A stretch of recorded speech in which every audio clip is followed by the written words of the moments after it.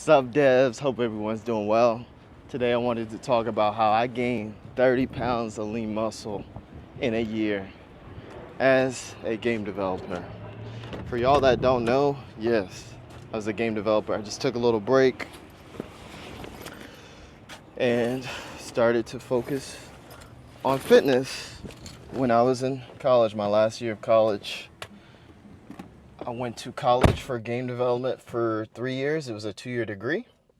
And the reason it took me 3 years was because I didn't pass my physics class. That was the last class that I needed to graduate. So I came back another year and took some extra classes.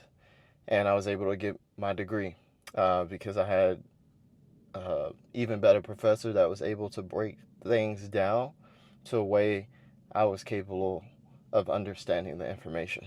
So that was awesome. And then after that, I started applying for jobs. I was working different jobs. I was working for Starbucks. I was working for a warehouse place. It took me a year, y'all. It took me like a year to even get a job in a similar field. I got a tech job a year later, and that was just from going to like career fairs and things of that nature. For y'all that don't know, getting into tech can be really, really competitive. So the more skills you have, the more opportunities you'll be able to receive. And then also being persistent. A lot of y'all just apply cold and y'all don't go above and beyond. You don't follow up. You don't call the companies. That's what I did. I went above and beyond because I wanted to get a position in tech. I worked hard. I went to school for 3 years, and I was like, I'm not going to let this degree go to waste. And then from that point forward, I started training a lot at the gym. The gym I started working out at was Planet Fitness, and that was in 2018. And yeah, and so I would go into the gym, just do random workouts, watch a lot of YouTube videos. I would see some results, however, it wasn't a lot. And then one day I came into the gym and there was some older gentleman, and he saw me struggling, I guess, to lift heavier weight, and he mentioned this: if you start off with your heaviest weight, boy, and you drop the weight by 10 to 15 pounds each set and you go to fail, you'll get incredibly stronger.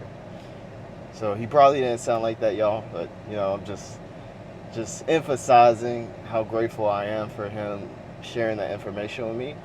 And that training method is known as drop setting or either reverse pyramid training. And so I started doing more research and I learned a little bit more about that training method. And I started watching this guy named Gregor Gallagher, Kino Body, and he talked about the reverse pyramid training.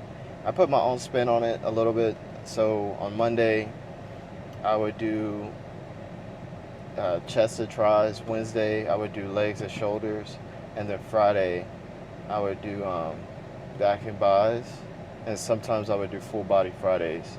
Or my boy, it just varied at the times. But the point is like I chose something that I was able to be consistent with my busy schedule. And then on Tuesday and Thursday, I did like abs and cardio. So I did something that I could be consistent with. And so as a busy game developer, the drop setting or reverse pyramid training, it helped me a lot. So I wasn't doing this for anyone else, y'all. I was doing this for me. A lot of y'all want to do stuff for external validation. I do things for internal validation. So I asked myself, why was this important for me to accomplish? And then I had a lot of people who bullied me, so I used that to fuel my workouts. Like I pictured them saying this or that, and that allowed me to push even harder, to wake up at 5 a.m., sometimes 4 a.m., 3 a.m., to push myself physically. And from pushing myself physically, that allowed me to become better mentally. Now that was only like 10% of the results. 90% of the results came from the nutrition. For nutrition, I went through a lot of trial and error. I would just eat drink a lot of mass gainer shakes, eat a whole bunch of food. When I thought I was eating a whole bunch of food, I really wasn't eating a lot of food. You don't know how much food you're actually eating until you actually track it. So when I started tracking my nutrition, using a fitness tracker such as my FitnessPal, using a food scale, that just took my results to another level. Like you can see some results from not tracking. However, to get to the next level with your physique, you're going to need to know how to, track your macros or do some type of hand portion control. If we're not tracking, then we're slacking. And it's real important to learn how to track. If you carry around a food scale, you don't have to carry around a food scale, but my mentor does that, Brandon Carter, King Keto. He carries a food scale everywhere and he weighs his food. And for years, people thought he was on like steroids and things of that nature because people just don't believe that they're capable of achieving results if you track. But like, if you want to see results in anything, you got to track. If you want to progress in any area of your life, you got to know the data. If you know the data, you're able to progress. So that's why tracking is really important when it comes to your workouts. You want to keep track of your lifts, how much weight you're lifting each and every time you do that exercise, and most importantly, getting sleep. Making sure that you get 7 to 9 hours of sleep is really, really important. During college, I wasn't able to get a lot of sleep. I was still able to see some gains. So nutrition, sleep, and pushing yourself every workout will really, really benefit you. And just hiring different mentors and coaches, it took me to the next level. I could have not learned any of this stuff by myself. If I didn't have a coach or mentor, I would not be where I am today. Okay? So just want y'all to know that if someone else has accomplished something, you can also accomplish it. There's no limits in life. Okay?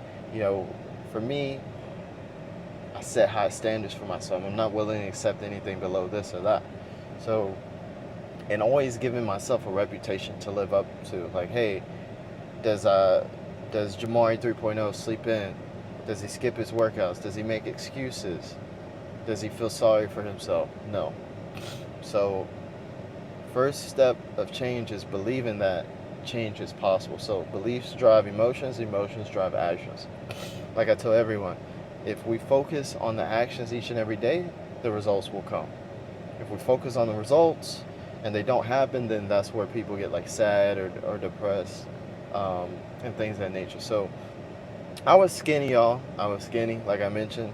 I know some of y'all are struggling to lose body fat, struggling to lose belly fat, and there's lots of similarities. So no matter what you're going through, if you have no underlying health conditions, you're not diagnosed with any chronic conditions, there's no reason that we should not be in the best shape of our life. And if you're struggling with that, I want to help you. I want to serve. I'm a huge believer in faith.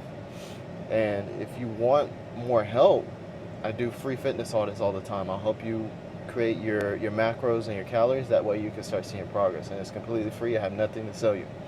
If you want more help with that, comment macros below or click the link below and book in a free fitness audit with me. Aside from that, stay strong, stay super. See y'all next time.